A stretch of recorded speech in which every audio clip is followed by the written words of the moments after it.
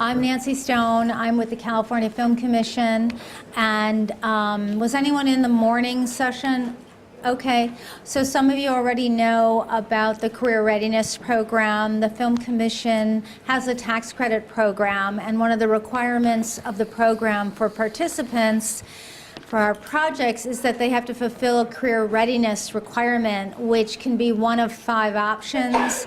They can hire interns, they can have a faculty externship, they can do a professional workshop, they can do a professional skills tour, or they can make a financial contribution. So last year we had a television series that was shooting in Northern California called 13 Reasons Why, which I think is actually debuting on Netflix this Friday night. End of the month, yeah. We were looking for participants for the Career Readiness Program, and Jack Mitchell suggested that I contact Anne, who was working at the high school that the production company was actually using in their television series, because the series takes place in a high school. So I just want to tell you a little bit about Anne and the students that are with her who also participated in that experience, and then they're going to talk to you about what that was like for them. So Anne is in her 17th year of teaching video at Annalee High School. She has twice been CTE Teacher of the Year and says teaching is just like working in television, except sometimes their moms drive them to a shoot. Before teaching at Annalee, Anne worked for over 25 years in the TV and film industry, including work at Zoetrope Studios, which was founded by Francis Coppola. She also taught video production at colleges and worked in corporate videos. She was invited to the Venice Film Festival to present her documentary on Francis Coppola and electronic cinema, and created an award-winning documentary about international adoption titled Visible Differences. And to her left is Brad Demarest, a senior who has been in Annalee's CTE video program for 4 years. He's taken 2 video classes each year for 3 years and won awards for his videos, most notably a first-place win from the video fiction contest created and judged by Matt Nix, creator of Burn Notice, for USA Network. Brad has won other awards for his videos, as well as created, along with Ben Kelton and others, the videos for all the school rallies. He's also worked on outside client projects and the school's TV show. To his left is Kelton Arcado, a senior who has been in the program for 2 years and has found his calling as a video director.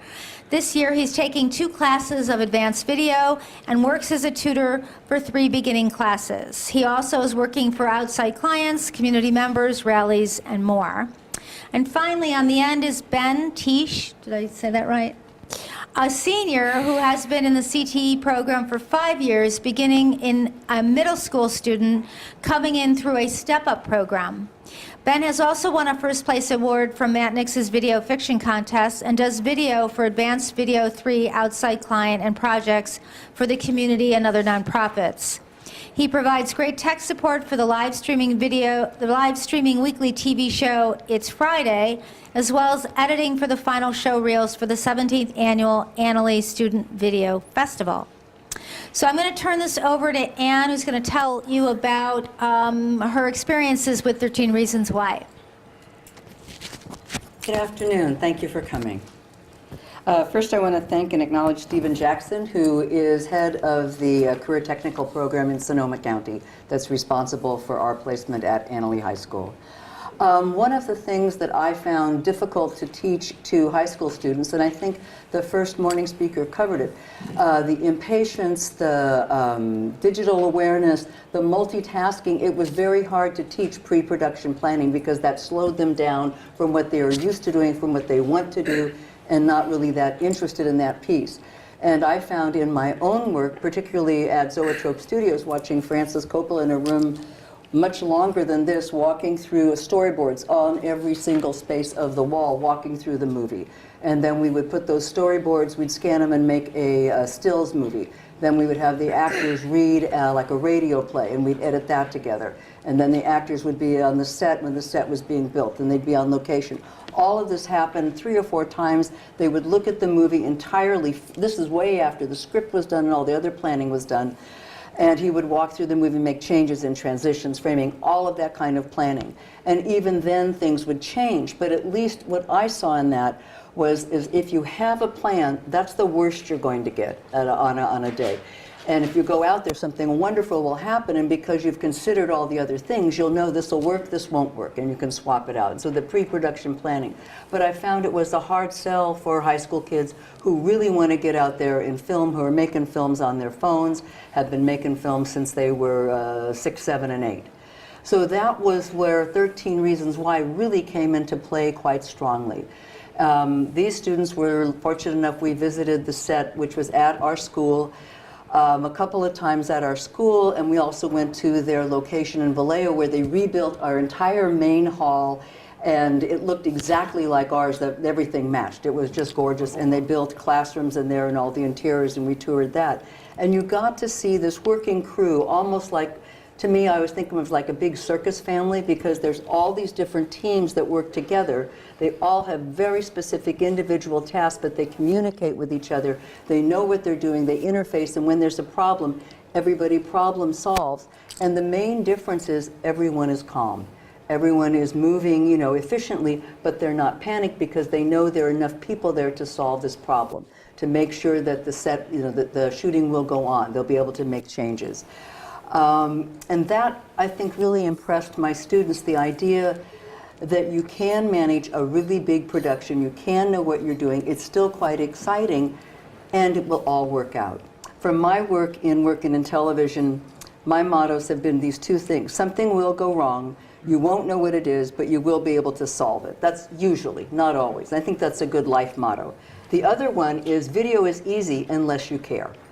You know, and one of my students came up with that actually he thought that if you were a perfectionist or a little bit tending towards OCD, video was great because you can always keep working on it and always trying to improve it. So with those kinds of views of what video teaches, I've really been impressed. I mean, I found it has poured over into my life in terms of planning. Example, for the kids today, I have copies of their boarding tickets, 2 copies, I've got backups of their medical, I've got all of these things just in case. And I think it's, whether you go into video or not, I think it's great to have that kind of ability to organize. And 13 Reasons Why, Jack Mitchell and Nancy reached out to us, and I just about screamed in the phone when you called. It was so exciting, and they were coming to our school. It was just a stroke of luck. They could have gone to any school, but they came to ours. And they invited us in. They could not have been kinder and more gracious.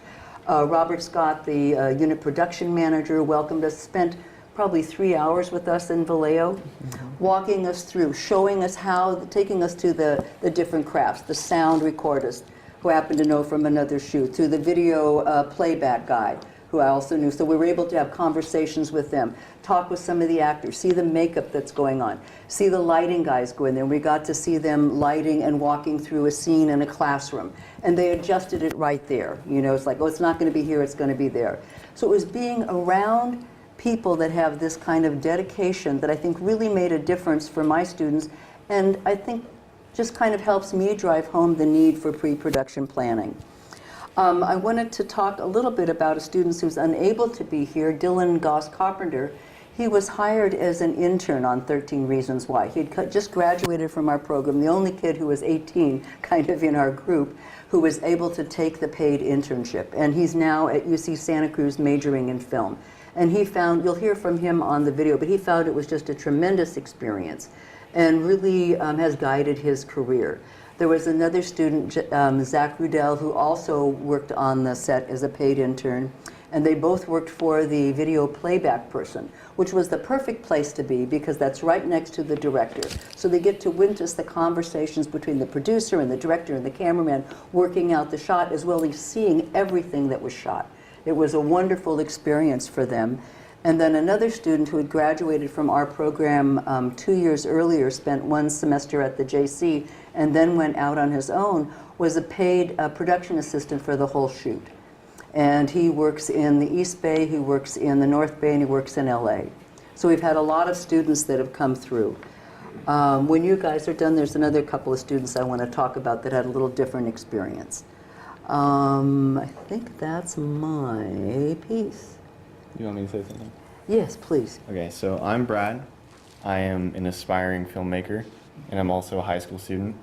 I've wanted to be a filmmaker since, before I can remember. Like since I was like maybe 6 or 7, and my mom got me a little camcorder for my birthday. Ever since then, I just wanted to do this.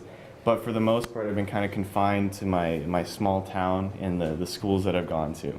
I haven't really been able to get into the actual industry, it's a big, scary, intimidating thing for a kid like me. Because I really want to do this, but I have no experience. I've just been stuck just within my high school and the great video program that Ms. Humphreys provided for me. But other than that, not much experience. And then this show comes along, 13 Reasons Why, and they're filming it at our high school, which is bizarre.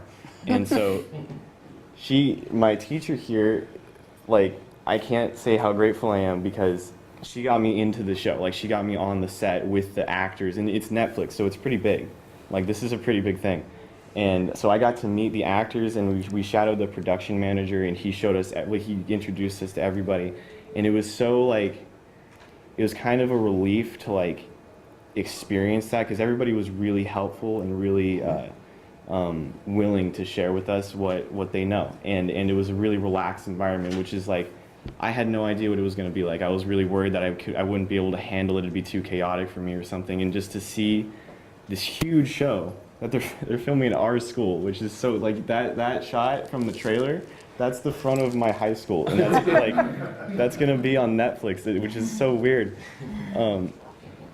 It was just a really, like, just going there and seeing how these big Hollywood things operate just makes me so much more excited to get into the business myself, and I'm really grateful for the opportunity to actually be on set.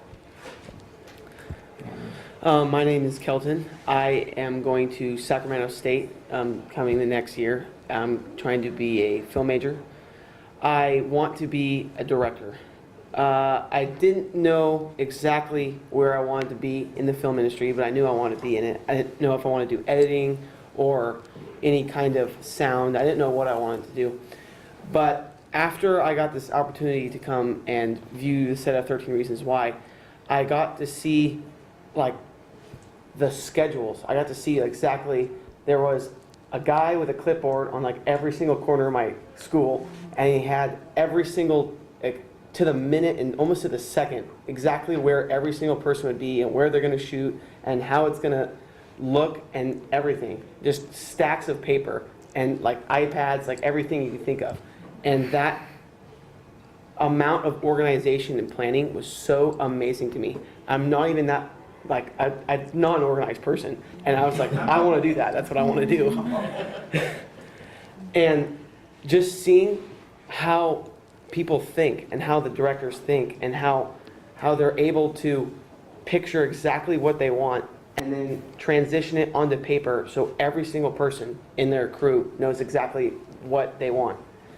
And I just think that was amazing. And I used it really well when I learned. I've been making rally videos for my high school, and I sit down weeks before I need to even remotely start shooting, and I plan out exactly what I want, exactly how I can picture what the rally is going to be and how people are going to view what I'm making.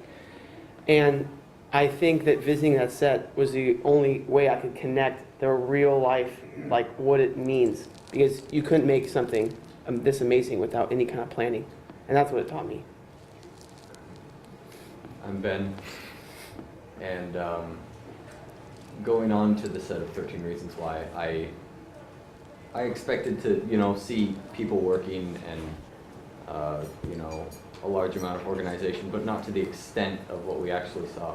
Was how, again, how organized and planned everything was, and connecting that to how we made videos in our video class.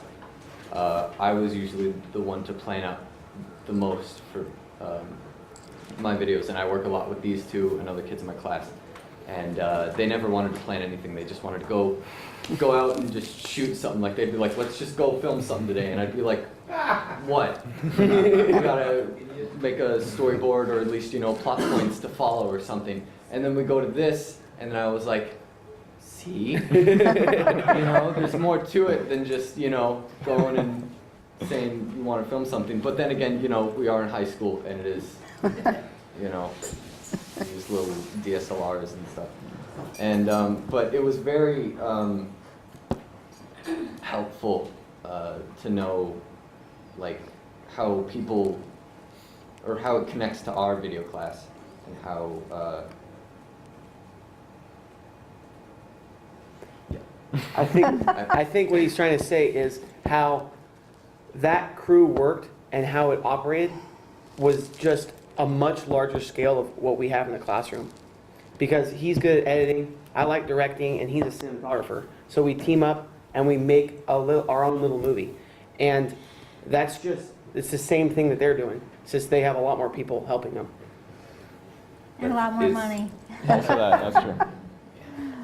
One of the things that surprised me was when Robert Scott called us, and I mean, these guys are busy, and they said, we're having a big crane shot, you need to bring the kids. I didn't know what to expect, if they would really be welcoming, if we'd be seen as in the way. They couldn't have been kinder. They invited us to lunch, but I mean, they said, you've got to come see this is going to be great. And so we get there, and of course, there's been a delay, and that was good to see too, that things don't always go as planned, but they swapped something around the lunch, made it work out, so they're not into overtime. But to see how you deal with change in that way, but to be invited to see this huge crane shot where they have big fans to make the leaves blow, and then I think they went back and digitally colored the leaves because it was the wrong season when they were shooting. And one of the kids you'll see got plucked out of the audience and said, hey, are you over 18? Do you want to be in a movie? Great big moment. That was a big hit. I just want to talk a minute about just being also tremendously lucky. Matt Nix is a graduate of our school, and he puts on a video film fiction festival just for our program. And what he does is the kids, Brad has won it and Ben has won it, they go to LA, they hang out with the writers, the directors, the editors, and that's made a huge impression also. One of our students who was in high school, Matt saw what he was doing, bought footage from him, and then hired him out of high school to come and work on the burn notice, and now he has his union camera card. I mean, that's the luck of proximity of having someone there. But it also tells me that what I've seen, once did a class that was a night class for community, and there were people 74 talking to people 14, and there was no interference. It was an easy conversation, because these kids, as the earlier speaker said, these kids are extremely video savvy. They know how to multitask like you cannot believe. Like, they're doing this, they're on their phone, they're on their iPad, they're listening to music, and they're writing. I mean, and it's not a stretch. So these are the kids you want to be training. These are the kids you want to employ, that you want to encourage. They're already halfway there. It's just having the art history background and the cinema background, but these guys are movie buffs also, so they're going to take care of that. How long were they at your school? They were there almost a year, on and off. But they came at times when we weren't there, so we would come on the weekends, and mostly on the weekends, but we got to go over. The Vallejo site was just incredible to see that, and to see all the effort that's in there and the design, and just get that piece done.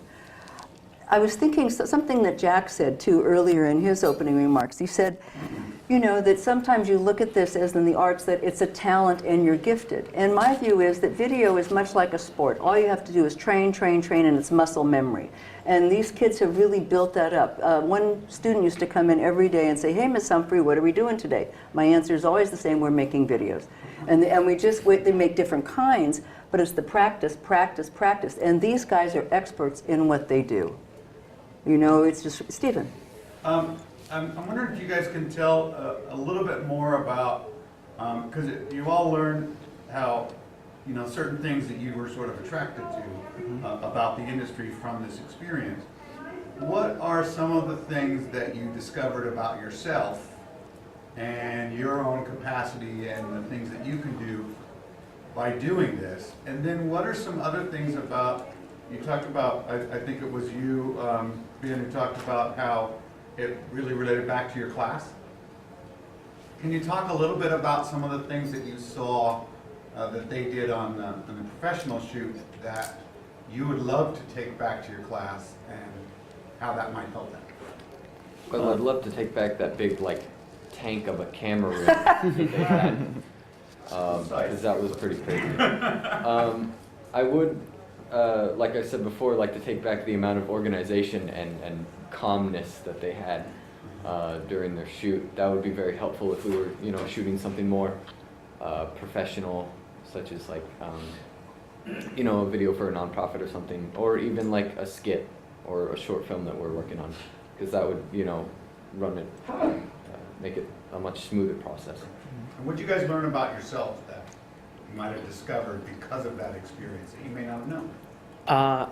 I discovered that a film crew like 13 Reasons Why is one gigantic family, and they all have a lot of care for each other, and that attracted me so much to the industry. It just made me want to be there so badly, because I know that every single one of them, if they're not best friends, they're pretty close to it, and I just want to be in that kind of environment for my career.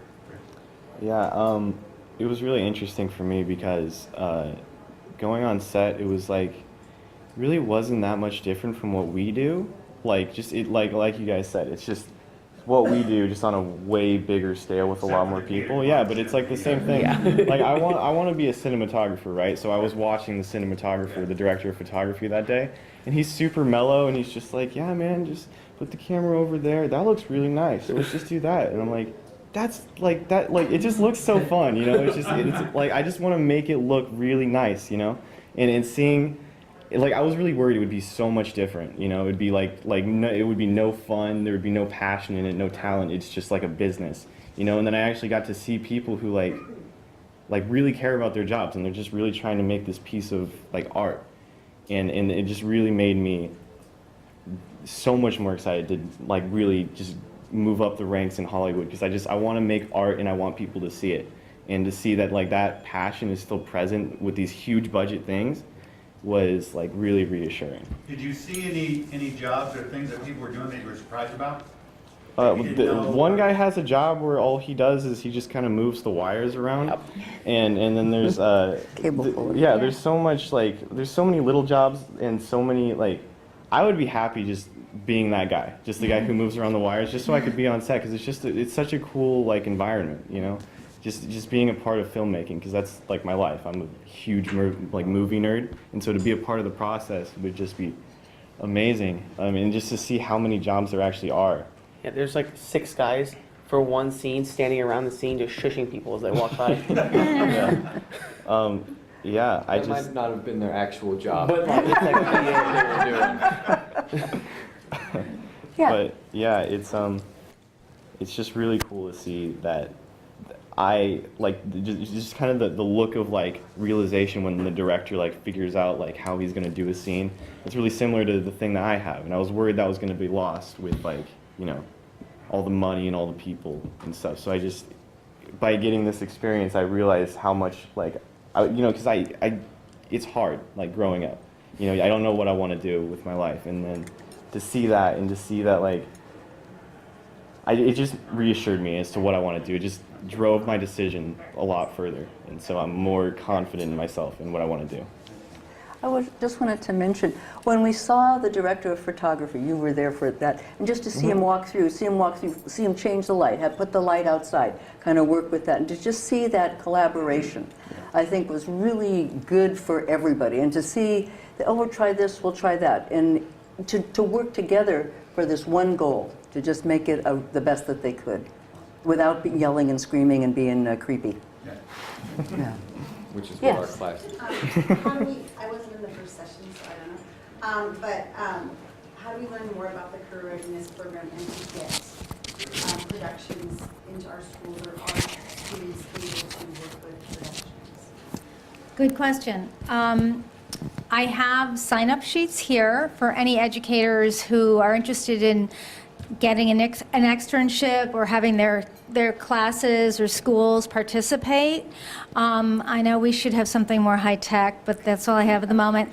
And then I have some flyers here. There's also an email address on the bottom where you can email your information, and we'll put you in our database.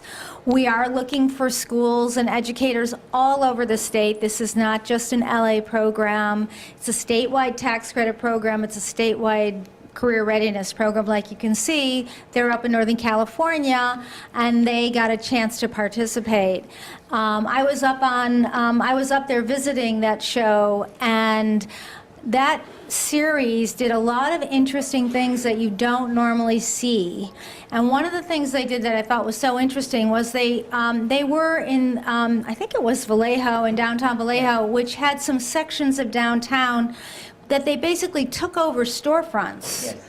And so they created sets on a street that they actually owned the bar or the restaurant that they built, and they just kept it as standing sets. And you don't really see that in LA. It's too expensive to build a set and just leave it for months and months and months. But in Vallejo, the rents are cheaper, so they were able to basically create their own like back lot up there, and that was pretty fascinating to see. And in addition, they took over an old Navy facility on Mare Island, which was empty for years, and they basically created a soundstage there, and they've built their permanent sets there. That's the new redevelopment money that's coming. That's right. Yes, right. So it was a pretty special kind of a series. They had the ability to do all that up there, and so that was a great opportunity for these students to see how that particular production did. And I think, did they have different directors? They did. On all the different episodes? Each episode had a different director, but the cinematographer, the basic crew stayed the same, so that Right. was the continuity. Yeah. Right. Yeah, So we got that's to usually see how about it's 2 or 3 done. directors do different work, yeah. Yeah. Yeah. How do companies hook up, film companies hook up with you, and what would be the definition? Could it be a marketing agency that does film that wants to partner with education? The way it works is the shows that get into the tax credit program have to fulfill the career readiness. So what happens is once they get into the program, we contact them or they contact us, and we say, how do you want to fulfill this requirement? Do you want to have student interns? Do you want to have a faculty member come on your set? Do you want to attend a workshop? Like for instance, Student Voices, and we're going to give you a chance to talk in a minute, is a activity that's going on in downtown LA at the end of April. And one of our shows is having a number of their crew people come to be on a panel at that show and talk about who they are, how they got there, what their career pathway was. So that's how they're fulfilling their career readiness.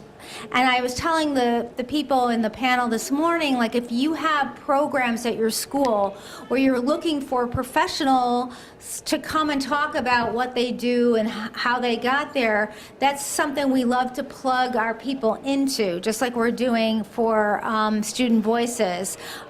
We had a video this morning of a gentleman who went to Downey High School. They had a career awareness day, and he came and talked about what he did. So if you have any, upcoming events, let us know about it, and if we have someone filming in your area, maybe we can get someone to attend that. So that's how it works. They have to do it, so they usually contact us, and then we go to Jack Mitchell, or we go to the community colleges, or we look at our own database of educators and schools, and we try and pick people that have the same goals. They're interested in whatever areas. The production company, maybe they're looking for someone who wants to intern in the camera department, or they're looking for a teacher who wants to come on the set for the day, and we just try and pair people up. I was interested in the flip-flop. Like, how does a production company know this program's happening? If they get into the tax program, they know it's happening, and Like, how do you find out about the tax credit program, How would they know all about this? how would they know? Well, if you're in the film industry, it's all about tax credits now. People People are just looking for that. Yeah, people know, companies are no longer just saying, oh, this is a great location, let's go to California because you've got a beach. They say, oh, California's got a beach, but do they have a tax credit? You know, people, I mean, there's a whole huge industry now in Louisiana and Georgia that there never used to be. And it's because they said, hey, come to Louisiana, we'll give you 30% of your entire budget as a tax credit. So you know, people have, there's a lot of people in the industry, it's just their job to know all the tax credits all around the world. So they know about it. What are you noticing about how that might be transforming companies a little bit? Do they start to think a little bit about sort of building up the talent pool or the workforce? And have you seen a lot more of these folks embracing, in terms of career readiness, sort of the externship opportunity, the opportunity to take on student interns rather than just say a financial donation? Well, it does seem like more and more people are realizing that we need to educate our workforce. We need to educate students who want to go into these fields because we haven't done that. California never needed to do it. People always just wanted to get in the film business, and there seemed to be pathways, you know. Joe's cousin wanted to get in the film business, so Joe's cousin got a job. You know, there's a lot of nepotism in the film business, and what this program does is say, hey, no matter who you are, you know, these programs will at least expose you to jobs in the industry and maybe get you some connections. I mean, I wasn't in the film business. I come from Chicago. I mean, most of the people I knew were teachers, lawyers, accountants, and doctors. I mean, that was kind of my background. And the way I got exposed was I went to film school and I did an internship. And that was a way that I began to meet people who were in the film business, and that got me, you know, my first professional jobs. So it's really a lot of luck, exposure, and talent, and when they all come together, you know, maybe, you know, you can get somewhere. Yeah. I just want to paraphrase this because as a teacher of the Media Academy, I'm kind of a kid in a candy store here. You're saying the state of California is giving out tax credits. Those tax credits reduce production companies' hits if they encourage career readiness, including teacher externships, student internships, and stuff like that. Right. Wow, that's huge goal line. Yeah, it was not in the it was not in the original tax credit program. There was a tax credit program that started in 2009. But it exists now, and the production companies. Right, it exists now, and they have to do it or they don't get a tax credit. I understand that. In a industry that is not the most diverse in the world, and I'm teaching in an inner city school that is very diverse, are there any, you know, steps towards that? To increasing diversity in the film industry and giving student interns a leg up in that regard? There's a lot of talk in the film business, obviously, about, you know, Oscar's so white and diversity and all that. One of the shows I mean, there's a lot of shows that do this, but one in particular that I can remember, there's a movie that's coming out next year called Wrinkle in Time. And it's being directed by Ava DuVernay, who's a black female filmmaker. And for her career readiness requirement, she personally interviewed the interns. She made sure that we were getting interns from a very diverse, wide range of schools in the LA area. And that's where it starts. It starts with people on these shows saying, you know, this is what I'm interested in. I'm interested in working with kids from these areas. And we're also working on getting connections to schools that have diverse populations. We did something with Downey School District, which is, you know, 90% Hispanic and minority. So we're definitely trying to reach out to diverse communities, and we also work with workforce programs as well, inner city programs that teach kids how to be production assistants, programs for people who have been impacted by homelessness and incarceration. There's a thing called Ghetto Film School that is Are you with No, Ghetto? they were in my room last Okay, week. okay. Ghetto Film School is a fantastic program where they take high school kids free of charge and they come and they learn filmmaking skills. So we're definitely trying to plug in wherever we can to get as diversified a population as we can. Definitely. Yes, let's just take a minute and look at what Annalee High School has. She had a question? Okay, do you have a question? Do you have a question? Our school is in a rural area, we're in a high desert, and our students usually, most of them have never been seen in the Pacific Ocean. So, and that's how secluded they are. It's in Barstow, it's used for a place where you're going to race, and you stop for gas or something to eat. Well, there's a high school there.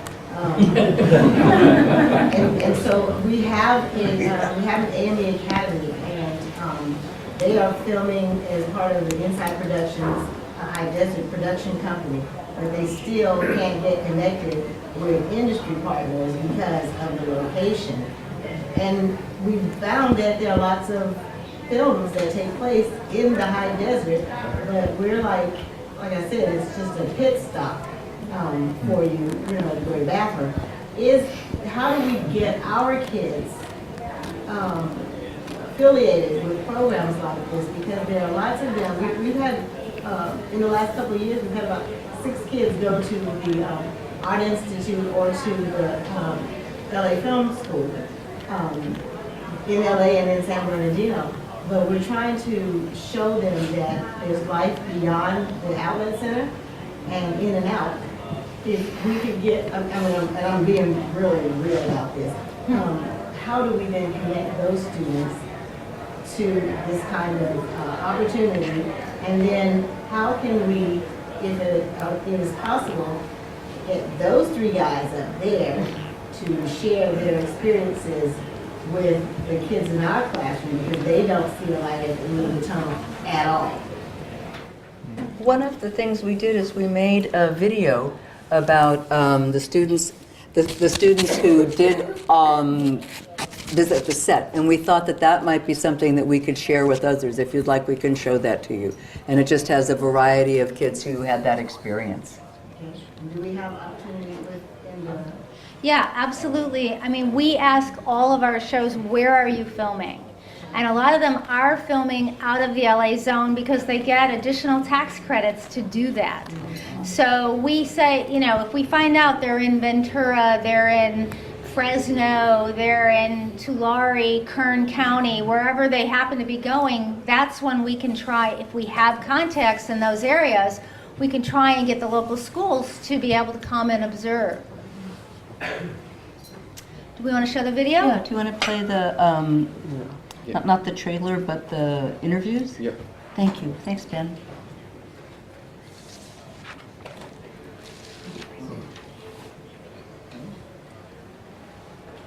Being on the set of 13 Reasons Why was a truly new kind of experience for me. I got to see how professionals make these TV shows and movies. Also, another interesting thing was I was chosen to be an extra. Everybody has to wear non-branded clothes and all the interesting things about it. It truly was a new kind of experience. I thought that it was pretty cool seeing how many people it takes to create such a show. And I thought it was also pretty cool how they recreated our school to the T. One thing that stood out to me when I went to the set of 13 Reasons Why was the level of organization that took place. It was very organized, yet everybody stayed quiet, and it was a very relaxed environment. It was very professional, and it seems like it came together really nicely, and it was smooth, and they were able to get a really nice product out in an efficient manner. When you first walk on set, you don't really know what to expect because you see these things happen on TV and you don't really know what happens behind the scenes. And when you get there, the energy is just amazing. Everyone is super relaxed, calm, and people just know how to communicate. And I know from personal experience, making videos is pretty high stress sometimes, but the energy that those people bring to the set is it's unmatched to anything else I've ever seen before. And it was a really unique experience, and I'm happy I got to witness it. It was really interesting to see the process that a lot of the crew went behind. A lot of them were really laid back and calm, which I feel that you kind of have to be when you're at a very high-staked and pressure position. A lot of the people have had a lot of experience. Hi, my name is Dylan Carpenter. I was an intern on the set of 13 Reasons Why, and it was an incredibly gratifying experience. I learned an amazing amount from my mentor, Andy Nettermeyer, and everyone who was on the set was incredibly informative and helpful and willing to teach me anything I wanted to ask. So I just want to thank the people who allowed me this opportunity, and thank the crew of 13 Reasons Why for being so welcoming and so helpful and informative. So I recommend anyone who wants to get some practical experience in the business to take advantage of this opportunity, because it is well worth it.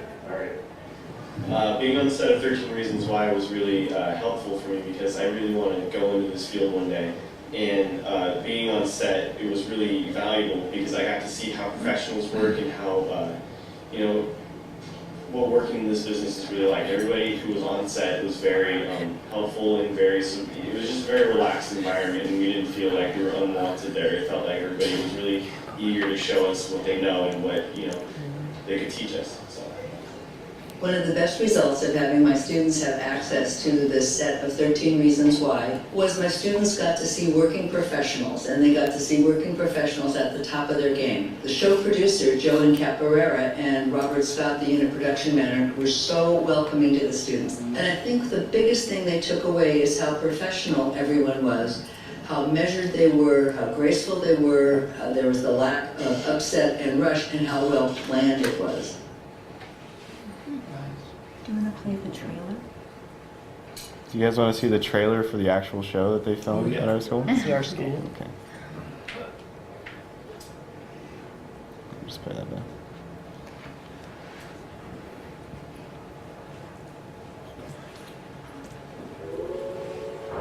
Hey. Hey.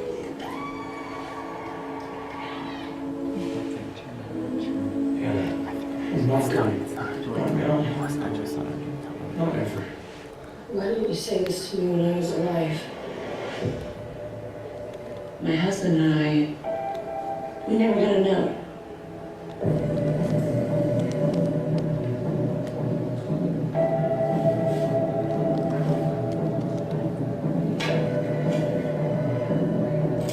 Hey, it's Hannah. Hannah Baker. Holy shit. Settle in, because I'm about to tell you the story of my life. More specifically, why my life ended.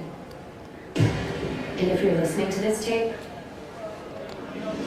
you're one of the reasons why. This is a wild game of survival. Is Hannah telling the truth? Don't believe everything you hear. Whatever Hannah thought she saw, she lied about it on those tapes, but she's a crazy drama queen who just killed herself for attention. Hannah has secrets, Mrs. Baker. Hannah's secrets are what killed her. Maybe I'll never know why you did what you did. I can't make you understand how it felt. You don't know the whole story. What else do I need to know? You're just like the rest of them, but I'm not. Everyone is just so nice until they drive you to kill yourself. And sooner or later, the truth will come out. This is a wild game of survival. It goes on. It goes on. What? And What? it goes on. I did a different one. What? Oh, there's something else. Oh, okay. That's our school. That's crazy. And the gym scene, I think they built that gym. Yes. Yeah, and a lot of the shots of the hallways is also like a from the ballet. perfect, like So that's unbelievably like recreated. This isn't our real gym, It looks like our gym though. but They redid a gym that they later turned over to the kids of the area in Vallejo. Oh, wow. Yeah. from the field. What are you looking for? Oh, yeah, that's our football field. That's our football field. And they have a little bit of behind the scenes with the clapper and some different things. There was one shot where he's coming out of the office. Oh, yeah. Oh yeah, that's But from. it's not really our office. Oh, So up until just this part around the interior doors, is what our school looks like, but this was the set in Vallejo. So they were able to completely make a new office within the one that we had at our school. So it looked But different. they also built that, exactly what you see there, they built it on site at our school. And this is a funny story.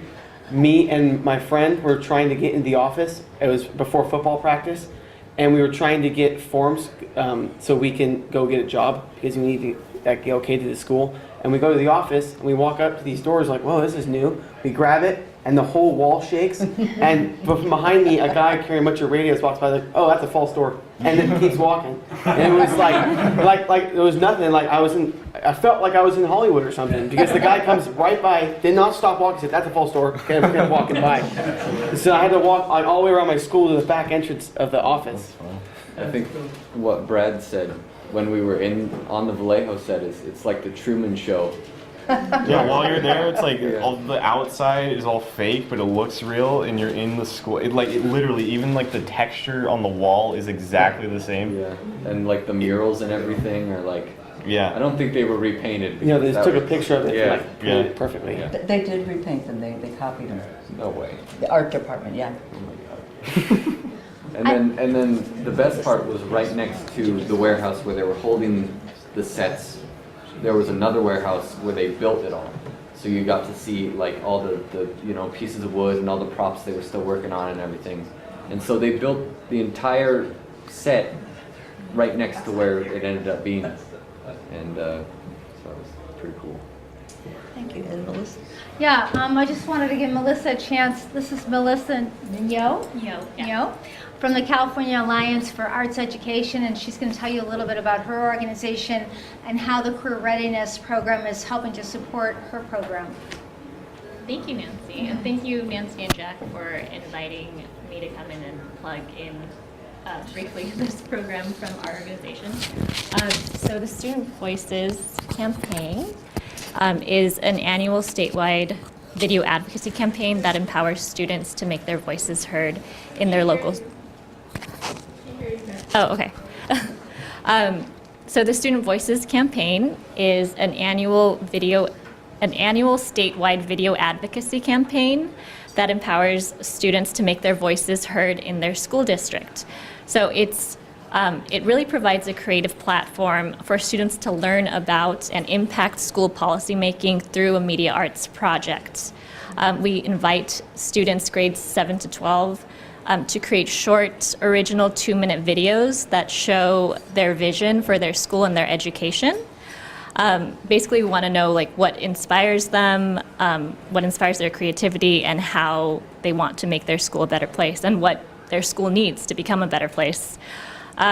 So they submit their videos to our campaign, and then we send all of the submitted student videos to their local school board members as part of the annual district planning process. And a lot of students learn about this, and teachers learn about this. A lot of people don't know that according to current school funding policy, the local control funding formula, districts are required to gather input from community members in their district planning and budgeting. In rules, like final rules in the Ed Code adopted by the State Board of Education, students specifically also have the right to be involved in this formal process, to have a say in how their school spends money. So that's the campaign, and it's an annual campaign that runs from November to April, so our next deadline is actually April 1st, which is really coming up. And then we'll be launching again in November for the next year, and we'll be open to submissions again. But something exciting that's happening soon that Nancy touched on. So on April 29th, which is a Saturday, we're having an event called the Student Voices Summit and Screening. And it's the culmination of this event. So we actually, in addition to sending all the submitted videos to school boards, we put together a panel made up of industry professionals and other organization partners who choose finalist videos to be screened at this event. So it's a student video screening, and the event is all day, and it's also going to feature workshops and panels like on student advocacy, as well as opportunities for young people on how to explore the possibilities and practical steps of creative careers. So really excited to possibly have a production team come and be on one of the panels or lead a workshop. So we're going to have, a panel with creative career professionals and a Q&A, and there's also going to be separate learning opportunities for adults and teachers who accompany students to the event, so something for everyone. And then also, the CFC is generously providing funding for us to fund travel stipends for students from all over the state. So everyone here is definitely invited with their students. Whether or not you get a chance to submit a video to the campaign this year, the event itself is free, and it's going to just be a great day of learning and professional development for young people.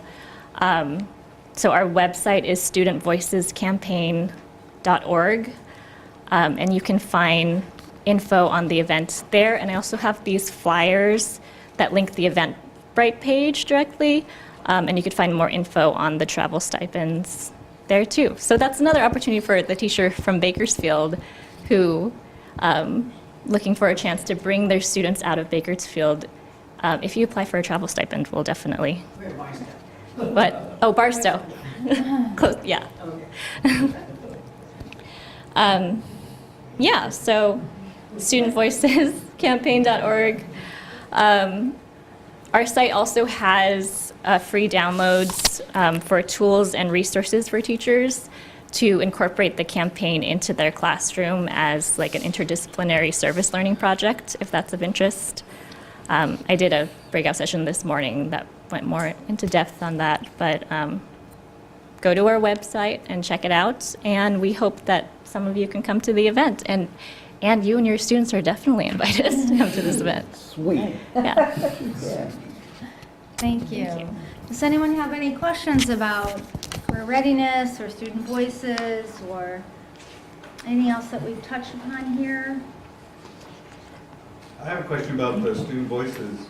Are the videos available to use and learn from and share with Definitely. educators not necessarily in their district? Yeah, we post our favorites from previous years. They're all on the campaign site. So we've had teachers. You might be able to pull a couple up, couldn't it?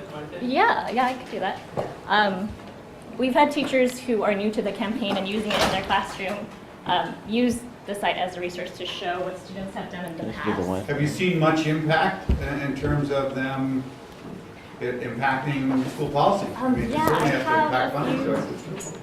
I have a few exciting stories. Last year, a group of students from San Jose put together a video advocating for gender-neutral restrooms for transgender and non-binary students. And the school board had a really positive response to that and established 2 gender-neutral bathrooms the week after they received the video from us, which was just a great thing to happen. And then another. There is a student named Art in every classroom across the nation, but we plucked out her voice box, stole her brushes, clipped her guitar strings, and gave her a seat in the back of the classroom.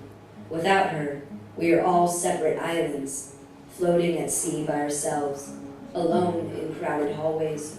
Without her, we have no life rafts, bridges, anchors. We chew in our pencils, stare out the window, look at the clock. There is a student named Art in every classroom across the nation, and when we give her her voice back, we start to listen. She dresses in primary colors and smiles at strangers during passing period.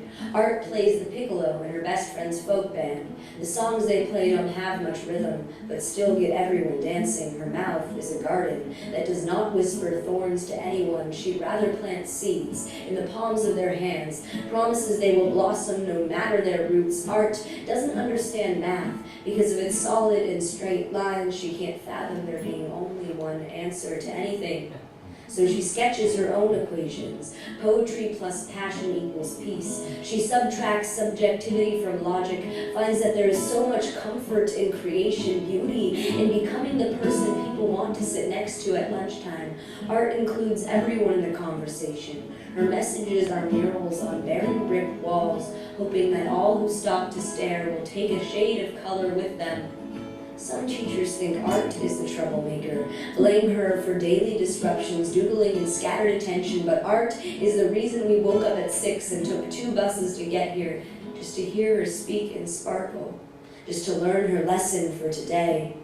But if we close down her theaters, plunder her paint, deactivate her microphone, and unplug her voice, school becomes a silence that is perfectly intact. No one wants to be the person to break it.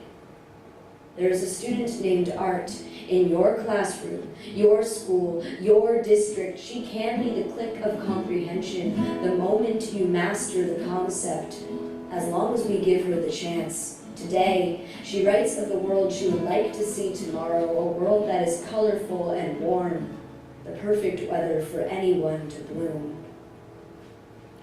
That was really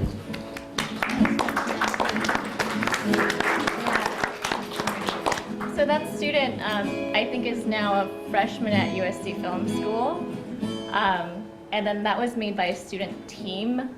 A different student who was on that team submitted that video to her school board in Delano, which is a very rural area as well. And in response to that video, they were able to revamp their art programs, and they also invited students to be on the committee to hire new teachers for arts programs. That was fantastic. an awesome result. Yeah, that's fantastic. See what you did happen when you give students a voice? That's Yeah. awesome. Very That cool. one is, so that one was made by an aspiring filmmaker and is a little more professional looking. We definitely get videos that are a little more homemade, but we stress that as long as the messaging and vision is clear, they can be just as effective. The video for the transgender bathrooms was a little more simple, but they were so clear in their ask and what they wanted and how this would make their school better. And that one had a really great response as well. Well, I want to thank you, Anne, Oh, for thank you. coming, and all the students. And